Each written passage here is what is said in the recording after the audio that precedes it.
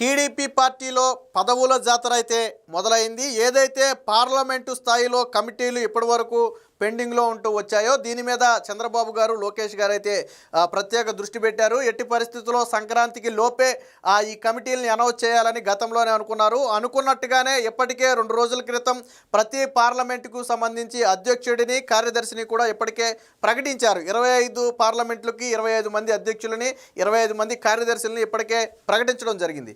అయితే దానితో పాటు ప్రతి పార్లమెంటులో కూడా మరొక 40 మందితో నిన్న ఒక జాబితానైతే విడుదల చేశారు. మొత్తంగా 10-50 అంటే 25 పార్లమెంట్లకు సంబంధించి ఒక్కొక్క పార్లమెంట్లో అధ్యక్షుడు, కార్యదర్శితో కలిపి 42 మందితో 10-50 మంది పేర్లను అయితే నిన్న విడుదల చేయడం జరిగింది. ఎటువంటి వివాదాలు, ఎటువంటి ఆక్షేపణలు లేకుండా క్లియర్ కట్గా ఎవరైతే పార్టీ కోసం పనిచేశారో, ఎవరైతే గతంలో వైసీపీ హయాంలో గట్టిగా పోరాడారో అలాంటి వారిని ఎన్నుకుని మరి నిన్న పదవులు అయితే కేటాయించడం జరిగింది.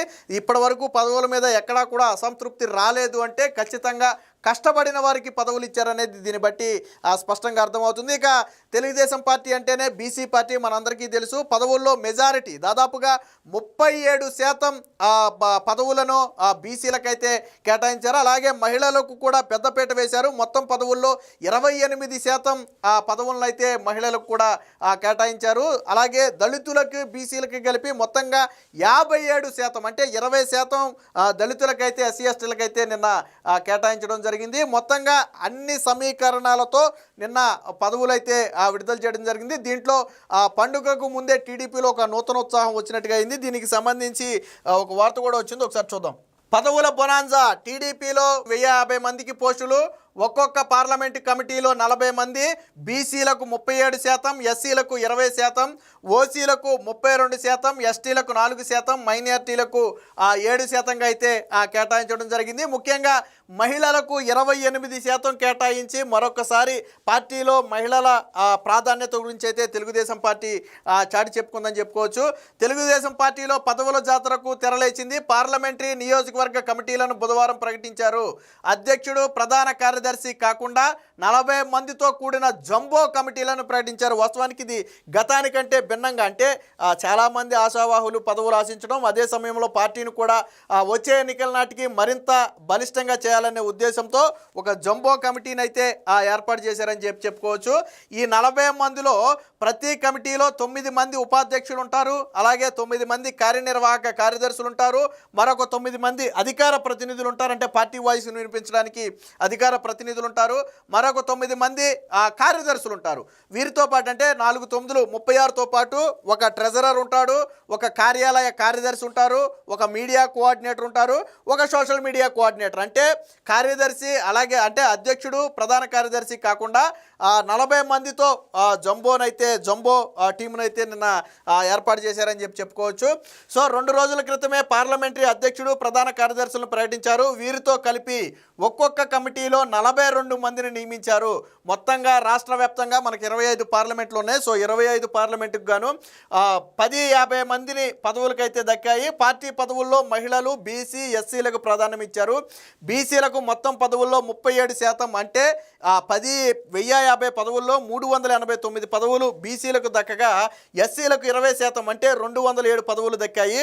బీసీ, ఎస్సీలకు కలిపి 57%, అంటే హాఫ్ కంటే ఎక్కువగా బీసీ, ఎస్సీలకే పదవులు దక్కాయి అనేది దీన్ని బట్టి మనకు అర్థమవుతుంది. ఇక ఎస్టీలకు 4% పదవులు కేటాయించారు, మైనార్టీలకు 7% కేటాయించారు, ఓసీలకు అయితే 32% పదవులు అయితే కేటాయించారు. ఇందులో మహిళలకు పెద్దపీట వేస్తూ మొత్తం పదవుల్లో 28% మెజారిటీ పదవులను అయితే మహిళలకు కూడా కేటాయించారు. ఇప్పుడు దీని తర్వాత కీలకంగా అసెంబ్లీ ఇన్ఛార్జీల మీద ప్రధానంగా కసరత్తు అయితే చేస్తుంది. ప్రధానంగా ఇప్పటికే టీడీపీ 135 నియోజకవర్గాల్లో గెలిచింది ఆల్రెడీ మొన్న పొత్తులో ఉన్నప్పుడు. సో వాటితో పాటు కొన్ని చోట్లేమో వైసీపీ అంటే జనసేనకి సీట్లు కేటాయించిన ప్లేసులు కొన్ని ఉన్నాయి. అలాగే వైసీపీ గెలిచినటువంటి 11 స్థానాలు కూడా కొన్ని ఉన్నాయి. అందులో తంబళ్లపల్లె తప్ప మిగిలిన 10 చోట్ల టీడీపీ తరపున పోటీ చేసిన అభ్యర్థులు లేదా గతంలో ఇన్ఛార్జీలుగా ఎవరైతే ఉన్నారో వారినే కొనసాగిస్తున్నారు. సో కూటమి పార్టీలైన జనసేన, బీజేపీ గెలుపొందిన 29 నియోజకవర్గాల్లో ఎచ్చర్ల, పాలకొండ, విశాఖ ఉత్తరం, యలమంచిలి, కైకలూరు, అవనిగడ్డ, పి గన్నవరం, విజయవాడ పశ్చిమ, తిరుపతి మొదలైన వాటికి పార్టీ ఇన్ఛార్జ్ ఇన్ఛార్జీలు నియమించాల్సి ఉంది.